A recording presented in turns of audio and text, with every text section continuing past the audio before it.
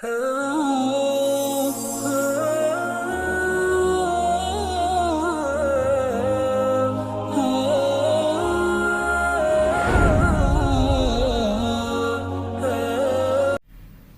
ஜுமர் 10வது வசனத்திலே அல்லாஹ் தஆலா சொல்லி காட்டுகிறான், இன்னமா யுவஃபஸ் சாபிரூன அஜ்ரஹும் கைர ஹிசாப். பொறுமையாளிகள் அவர்களுடைய கூலிகளை பெற்றுக்கொள்வதெல்லாம் கணக்கில்லாமல் தான் என்று அல்லாஹ் தஆலா சொல்லி காட்டுகிறான். அந்த பொறுமைக்குரிய ஒரு அமல் இந்த நோன்பு. அதனால் தான் நபிகள் நாயகம் ஸல்லல்லாஹு அலைஹி வஸல்லம் அவர்கள் சொன்னார்கள், அல்லாஹ்வுடைய தூதர்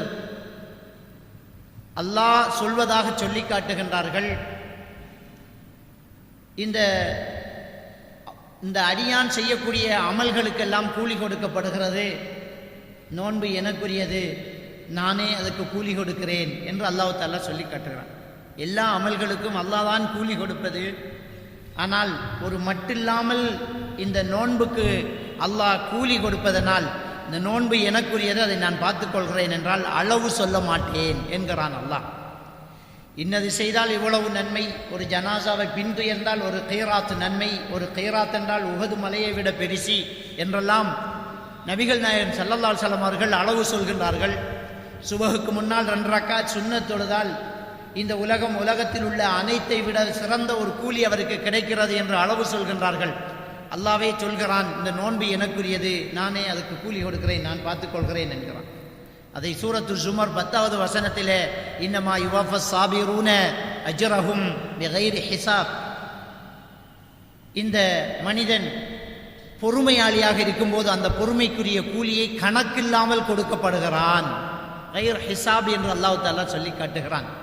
அவ்வளவு ஒரு சிறப்பான ஒரு அமல் இந்த ரமலானுடைய மாதத்தில் நாம் நோன்பு நோற்றிருப்பது.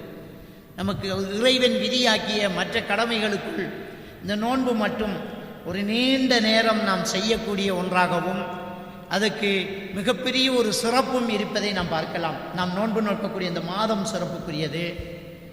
அந்த மாதத்திலே லைலத்துல் கத்ர் என்ற ஒரு இரவு, அந்த இரவு மட்டும் 1000 மாதங்களை விட சிறந்ததாக அதிலே இருக்கிறது. அப்போ 1001 மாதங்கள் இந்த ஒரு மாதத்தில் அமல் செய்கிறோம். இப்படி பல்வேறுபட்ட சிறப்புகள் கொண்ட இந்த ரமலானுடைய பாக்கியம் நம் எல்லோருக்குமே கிடைத்திருக்கிறது. சென்ற ரமலானில் இருந்த எத்தனையோ நம்முடைய சகோதர சகோதரிகளுக்கு இந்த ரமலானுடைய பாக்கியம் கிட்டவில்லை. அல்லாஹ் அவர்களை பொருந்திக் கொள்ள வேண்டும். நாம் அடுத்த ரமலானுக்கு இருப்போமா இல்லையா என்பதை நாம் எல்லாம் ஊர்ஜிதம் செய்ய முடியாது. ஏனென்றால் யுஅখিরুல்லாஹு நஃப்ஸன் இதா ஜாஅ அஜலுஹா, ஒரு மனிதனுக்கு இறைவன் விதித்து அந்த நேரம் வந்துவிடுமாக இருந்தால் கடுகளவும் பிற்படுத்தப்படாது, சற்றும் அவர்கள் பிற்படுத்தப்பட மாட்டார்கள் என்று அல்லாஹ் தஆலா சொல்லி காட்டி விடுகிறான். வலா தமூதுன்ன இல்லா வ அன்தும் முஸ்லிமூன், நீங்கள் முஸ்லிம் இல்லாமல் மரணித்து விட வேண்டாம், எப்போதும் முஸ்லிமாகவே இருந்து கொள்ளுங்கள் என்று அல்லாஹ் தஆலா இந்த திருக்குர்ஆனிலே நமக்கு சொல்லி காட்டுகிறான். புகாரி ஷரீஃபிலே இடம்பெற்றிருக்கக்கூடிய ஒரு ஹதீஸ், நபிகள் நாயகம் ஸல்லல்லாஹு அலைஹி வஸல்லம் அவர்கள் சொன்னார்கள், அஸ்ஸௌமு ஜுன்னத்துன் என்று சொன்னார்கள். இந்த நோன்புக்குரிய அடுத்த சிறப்பை பாருங்கள். அஸ்ஸௌமு ஜுன்னத்துன், இந்த நோன்பு ஒரு கேடயம், நரகத்தை விட்டு உங்களை பாதுகாக்கக்கூடிய ஒரு கேடயம் என்று இந்த நோன்பை அல்லாஹ்வுடைய தூதர் ஸல்லல்லாஹு அலைஹி வஸல்லம் அவர்கள் சொல்லி காட்டுகின்றார்கள். தொழுகை என்பது சொர்க்கத்தின் சாவி, அதன் திறவுகோல் என்று நபிகள் நாயகம் ஸல்லல்லாஹு அலைஹி வஸல்லம் அவர்கள் சொன்னார்கள். ஒவ்வொரு அமல்களுக்கும் ஒவ்வொரு சிறப்பு சொன்னார்கள். நோன்பை சொல்லுகின்ற போது அஸ்ஸௌமு ஜுன்னத்துன், இந்த நோன்பு என்பது ஒரு கேடயம், உங்களை நரகத்தை விட்டு பாதுகாக்கும் ஒரு கேடயம் என்று சொன்னார்கள். இது புகாரி முஸ்லிம் போன்ற கிரந்தத்திலே பதிவாக இருக்கக்கூடிய ஒரு ஹதீஸ்.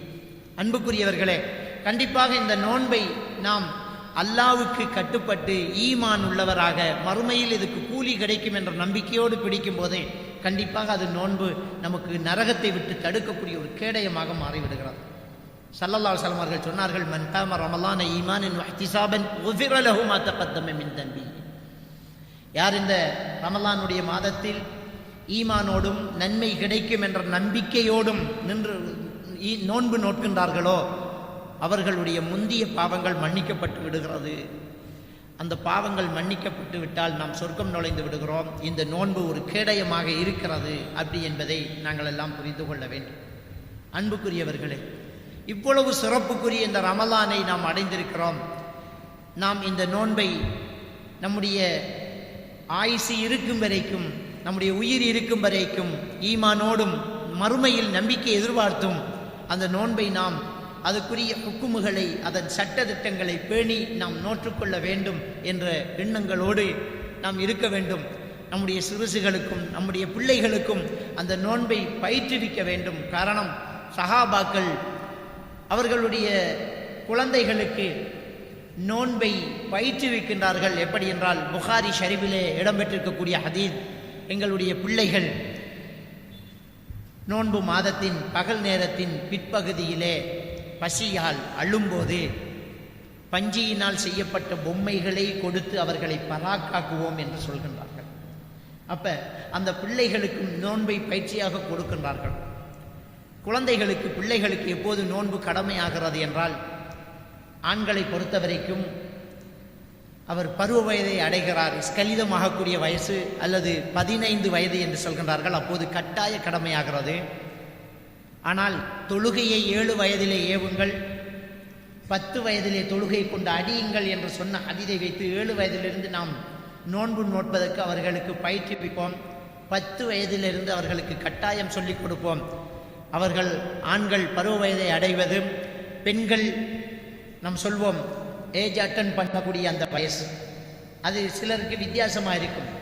அவர்கள் எப்போ அந்த பருவ வயதை அடைகின்றார்களோ அப்போது அந்த பெண்களுக்கு அது கடமையாகிறது. அந்த இதிலிருந்து நோன்பை அவர்கள் விடவே முடியாது, கட்டாயம் நோற்றுக்கொள்ள வேண்டும். அதற்கு முன்னால் உள்ள சிறுபிராயம் பயிற்றுவிக்கப்படும். அதை சஹாபாக்கள் விளையாட்டு பொம்மைகளை கொடுத்து அவர்களுடைய அழுகையை அடக்கி அந்த நோன்பை அவர்களுக்கு பயிற்றுவிக்கக்கூடியவர்களாக இருந்தார்கள் என்ற செய்தியை புகாரியிலே நாம் பார்க்கின்றோம். எல்லாம் வல்ல அல்லாஹ் சுப்ஹானஹு வ தஆலா நம் அனைவரையும் ஈமானோடு வாழ வைத்து ஈமானோடு மரணிக்க செய்வானாக.